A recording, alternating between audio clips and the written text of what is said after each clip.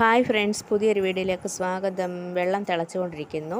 ഇതിലേക്ക് നമുക്ക് ലേശം പഞ്ചസാര ഇട്ട് കൊടുക്കാം. പഞ്ചസാരയും വെള്ളവും കൂടെ നന്നായിട്ടൊന്ന് മിക്സായി വരുമ്പോൾ ഇതിലേക്ക് നമുക്ക് ചെറിയ ചെറിയ ബോൾസുകൾ ഇട്ട് കൊടുക്കാം.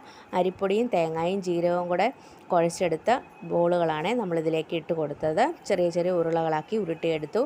ഇനി ഇത് നന്നായിട്ടൊന്ന് തിളച്ച് വരട്ടെ. ഇത് നന്നായിട്ട് തിളച്ച് വന്നിട്ടുണ്ട്. ഇനി ഇതൊന്ന് കുറുകി വരുന്ന സമയത്ത് നമുക്കിതിലേക്ക് ലേശം പാലും കൂടെ ചേർത്ത് കൊടുക്കാം.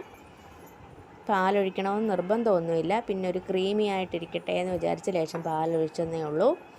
പാലൊഴിച്ചില്ലെങ്കിൽ നല്ല ടേസ്റ്റ് തന്നെയാണ്. ഇനി നമുക്ക് മധുരമൊക്കെ ഒന്ന് ബാലൻസ് ചെയ്ത് കിട്ടാൻ വേണ്ടിയിട്ട് ഒരു നുള്ളു ഉപ്പും കൂടി ഇട്ട് കൊടുത്തിട്ട് നന്നായിട്ടൊന്ന് ഇളക്കിയെടുക്കാം.